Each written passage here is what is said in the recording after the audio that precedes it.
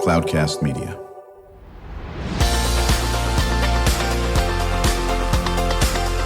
Drew Schlosberg Spotlight on the Community Show, amplifying the voices of social impact organizations, entrepreneurs, local nonprofits, and other community champions who shape the culture, creativity, and connectivity of San Diego.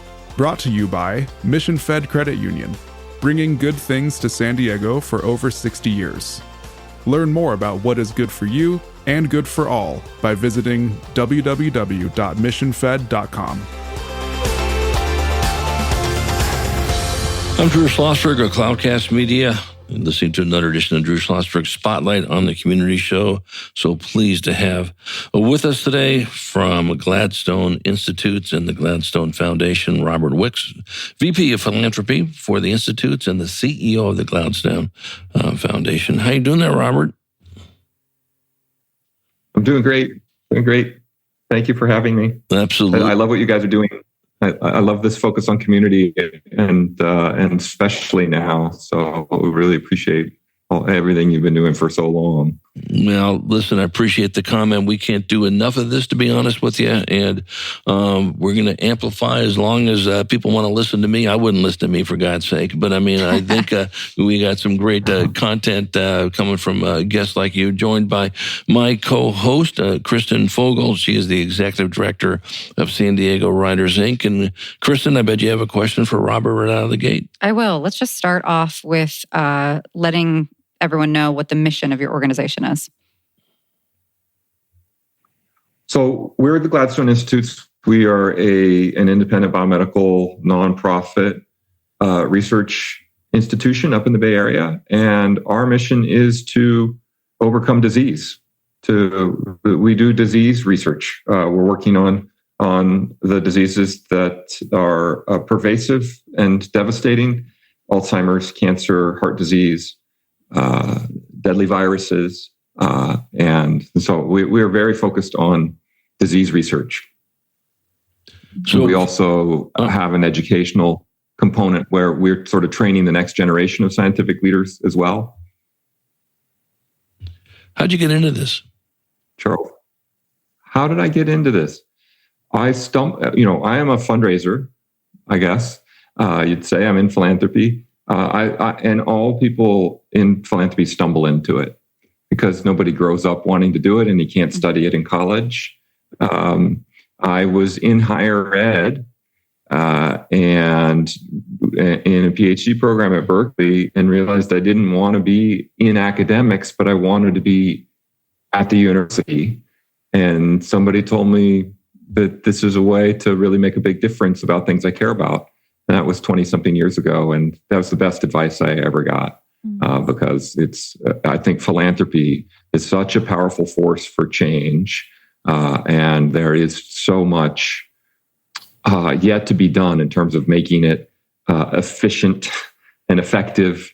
And so I think it's even though it's been around for a long time, it's still in the act of becoming what it's going to be. So for me, I feel like I sort of stumbled into it at a perfect time where, especially in the Bay Area, but all over,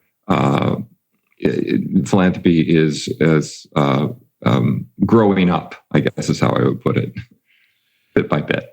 Yeah, it's well stated. This passion for me, and when I saw what you folks do, Robert, as Kristen knows, my father was a medical doctor. He taught medicine at UCLA. Big research organization, as you well know, of course. And so I'm very passionate about different groups that we've been able to have on our show that it's based on research, whether it's Susan Komen and breast cancer. I'm preaching to the congregation, obviously, what you're talking about. So in this day and age, you know this better than anybody, is where we need people to really gather and try to figure out, there's some things that are probably not what it should be, coming at 3,000 miles at least east of where I live, and research is critical. And I think we need to make sure people know that what the trajectory has been, and in the last several months or so, needs to be reversed. And I think that's what you folks do. Yes, I think I'm not a scientist, and I didn't know before I came to Gladstone. I didn't know what was possible. I think at a high level, people should just be aware of what an amazing moment we're in. This one, it's hard to separate out sort of marketing phrases from reality sometimes, but this is very much a biomedical revolution. And there are things that are possible already that people have no idea, right? Like the fact that we can reverse the fate of a cell, right? This is a discovery by Shinya Yamanaka, who won the Nobel Prize for this and is an investigator at Gladstone. He figured out that you could take skin cells or a spoonful of blood and reverse the fate of that cell to become something that looks very much like a embryonic stem cell, and then encourage those cells to be any cell in your body. And so you can create neurons or heart cells or any cell in your body. You can imagine what that makes possible. That discovery is, I think, about 15 years old, completely changed the face of science and medicine. The fact that we can edit our genetic code, right? I think some people know, they've heard about CRISPR, but I don't think that people really appreciate how transformational these discoveries are. And it means that we are going to be able to cure disease instead of just treat it or sort of work around the edges. So I think the general populace, my family and my friends, don't really appreciate what's possible right now.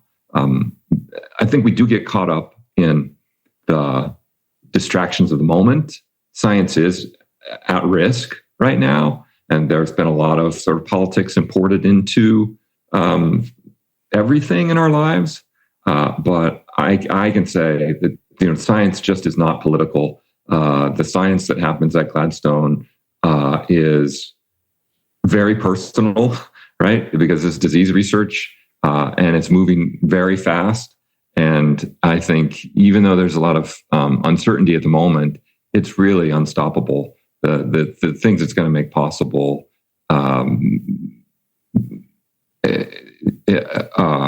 that's unstoppable.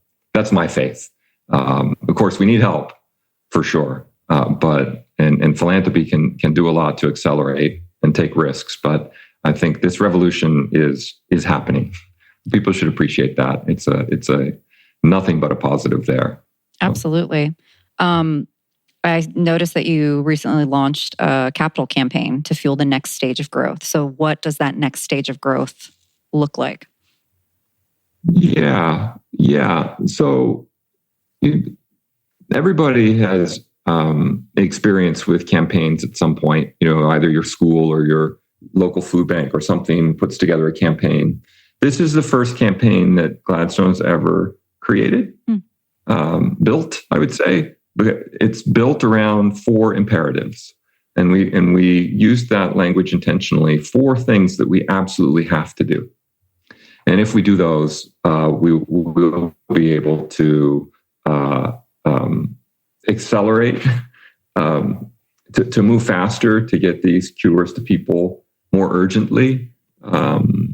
So these are all must-haves, not nice-to-haves. So we launched a 5-year, $350 million campaign, which is going to give us a chance to add 200 scientists. Right? We have maybe more, 300 scientists. We have 600 currently. It's going to give us a chance to add 15 more labs, right? And the computational power to drive those labs, because so much of biology now is computational biology. And it's going to give us a chance to, when we make a discovery, get it to patients more quickly. We've just crossed the 1-year mark of the campaign.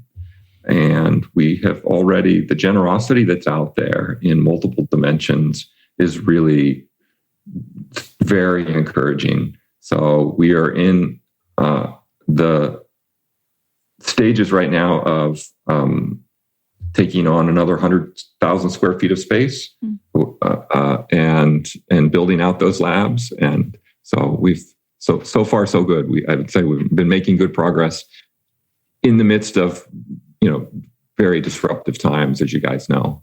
But philanthropy has definitely answered the call, I would say. We come back from break. I want to continue that conversation on the philanthropic aspect of what you do, of course. And of course, teaming it up with all the biomedical research and so forth, and just the possibilities. They're here now. And I want to get back to something that you certainly know very well, and that is communicating this and letting the general public know these are not just on our fingertips, we're here. And we need to continue to elevate this. We need to make people aware of it. When we return with Robert Wicks, who's the Vice President of Philanthropy for Gladstone Institutes and the CEO of the Gladstone Foundation. I'm Drew Schlosberg of Cloudcast Media, listening to another edition of Drew Schlosberg's Spotlight on the Community Show. We are the nation's longest-running community podcast in our 19th year, brought to you by the fine folks at Mission Fed Credit Union. 6 decades of doing great things in San Diego County, whether it's focused on food insecurity, whether it's visual and performing arts, whether it's financial literacy. They are with us shoulder to shoulder, and we will be right back after this short break. When you do your banking with Mission Fed, you get great rates on auto and home loans. That's good for you, but something good also happens for a lot of other people. We're not for profit, so we put money back into the community to help lots of great nonprofits to keep San Diego strong. So you're not just getting something good, you're doing something good. Come to Mission Fed. It's banking that's good for all. Brand amplification is the DNA of Cloudcast Media, and our code is the powerful blending of sound, voice, and storytelling to lift local brands and their communities.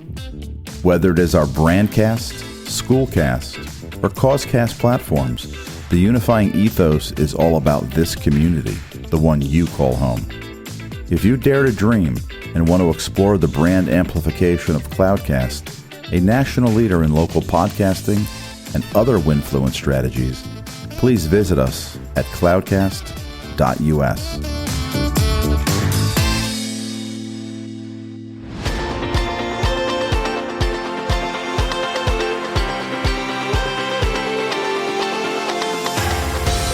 I'm Drew Schlosberg, Cloudcast Media. We are pleased to have chatting with us today Robert Wicks, who's the Vice President of Philanthropy for Gladstone Institutes. He's also the CEO of the Gladstone Foundation, joined by my co-host, Kristen Fogel, Executive Director of San Diego Writers, Inc. Kristen? Yes, I want to talk about the philanthropic aspect, of course, so we'll pivot back to there in a sec. But I'm curious about how mentorship is so integral to your organization and to your mission. Yeah. We think a lot about this. I mean, our culture is something that is our secret sauce, right? We are great scientists, but even better people. The labs are full of incredible individuals, right? The soft skills that they need to go out into the world of science and be leaders is something that we spend a lot of time and resources on. So that's teaching them how to communicate. That's teaching them, how to run a lab, how to build a lab, how to sort of act with integrity at all times. So mentoring. In a place like Gladstone, you can imagine we're 600 scientists that travel in the same elevator every day. We're small. It all happens in one building. We're under one roof. Wow. So the mentoring happens at the coffee machine. It happens, as they're waiting to catch the shuttle. It also, we have programs for it as well, but it's definitely the overcoming disease and training the next generation are the sort of pillars of our mission, for sure. You know, I want to get back to philanthropy, and if done right, again, I'm preaching to the congregation here. You've been doing it for quite a while. You know, there's right ways of doing philanthropy, and there's probably not as right, if that's the right word for it, and all that aspect of it. And I've always been very impressed with those organizations that, no, this is how we do it. This is how we raise the funds. This is how we measure our success when we distribute the funds, wherever that may be. Of course, the metrics of are we really having an impact is so critical. Talk about that aspect of philanthropy, if you can, Robert. Yeah, so I just drill down on what we mean by philanthropy, because that sounds like sort of an unapproachable idea for a lot of folks, right? When you think of philanthropists, you think of people that write checks with lots of zeros on them. Yes, the 350 million can be daunting. Yes. I continue to emphasize this framework of multiple forms of capital, social capital and emotional capital and intellectual capital, and financial capital, yes. But we are looking to find ways for people to give back however they can. And that's not just at Gladstone, that's, I think, in philanthropy in general. We're looking for, so just for emotional capital,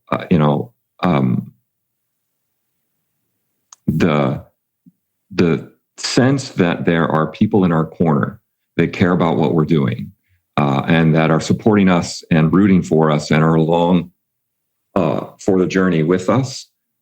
Science is hard, but feeling like you're part of a community, part of a team, is very, very important.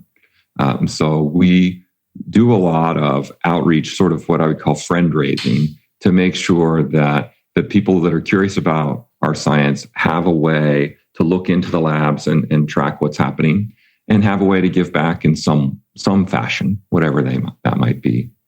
The advice that I give others who are interested in making an impact in their community is to think about the multiple forms of capital that you have. Right. I work for a nonprofit. I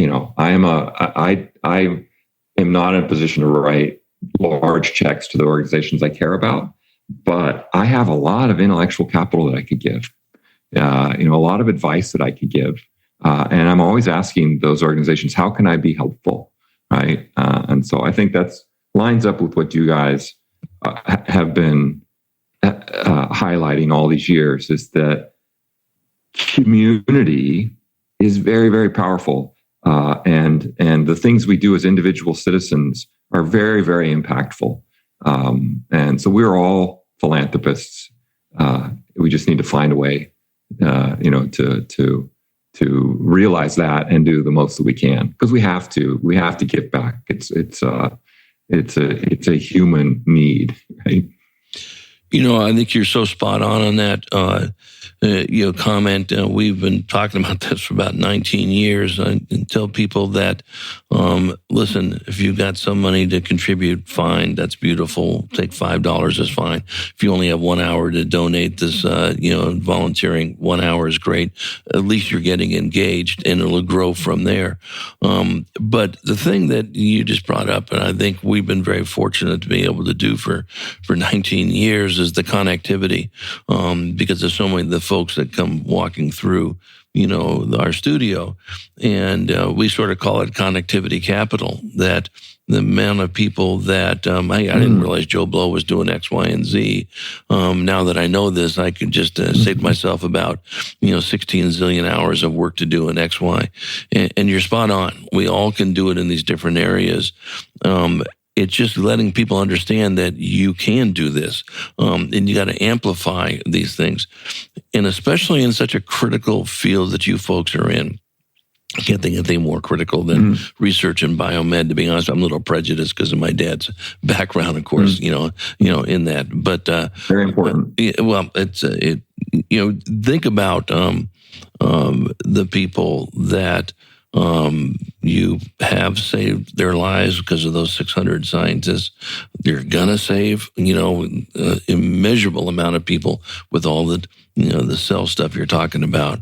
And I think, it's just incumbent upon everybody to realize how important this is. The research in your area in the philanthropy.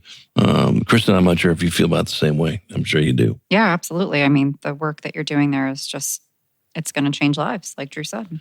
What can we do, Robert, for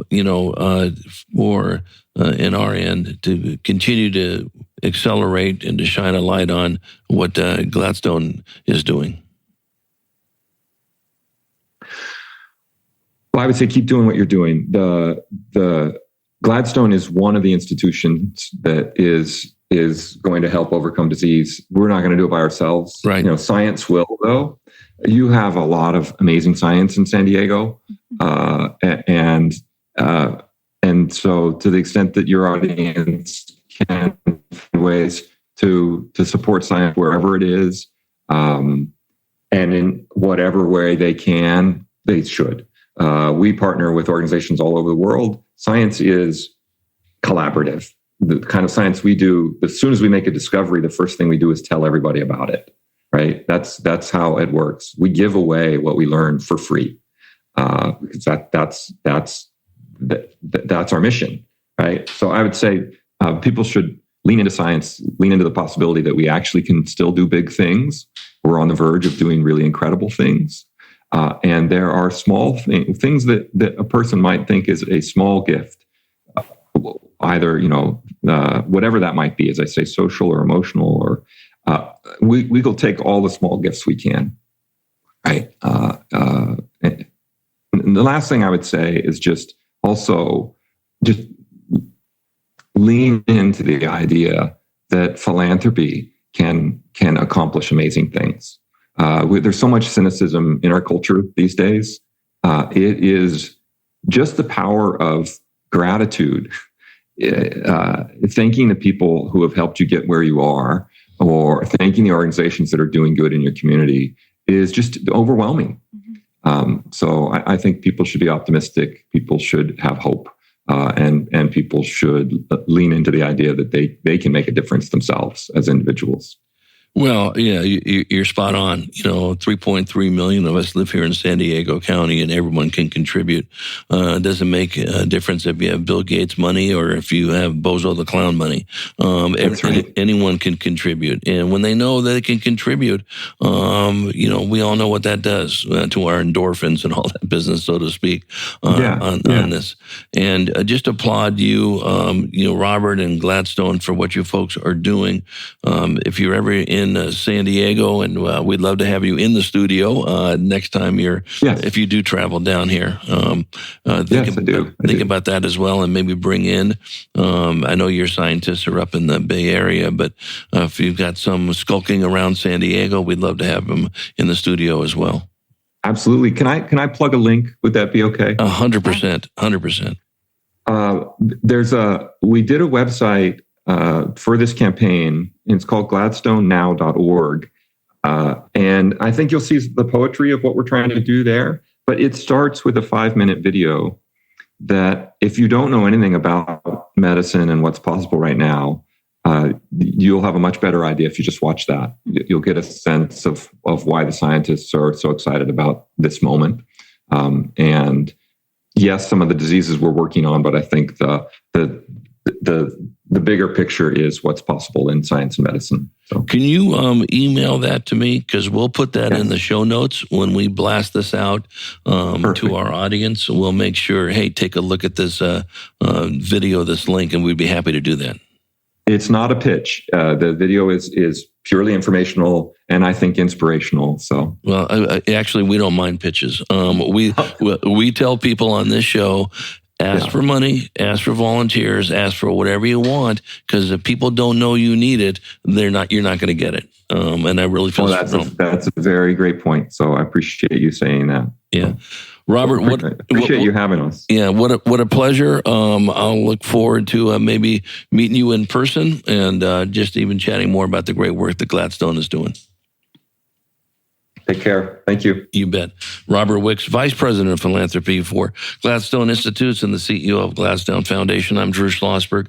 Been listening to another edition of Drew Schlosberg Spotlight on the Community Show. We are the nation's longest running community podcast in our 19th year, brought to you by Mission Fed Credit Union. 6 decades of doing great things for people living in San Diego County. Kristen Fogel, as always, thank you for co-hosting the show, and to our audience, we hope you enjoyed the interview. You've been listening to an episode of Drew Schlosberg's Spotlight on the Community Show, amplifying the voices of social impact organizations, entrepreneurs, local nonprofits, and other community champions who shape the culture, creativity, and connectivity of San Diego community. Brought to you by Mission Fed Credit Union, bringing good things to San Diego for over 60 years. Learn more about what is good for you and good for all by visiting www.missionfed.com.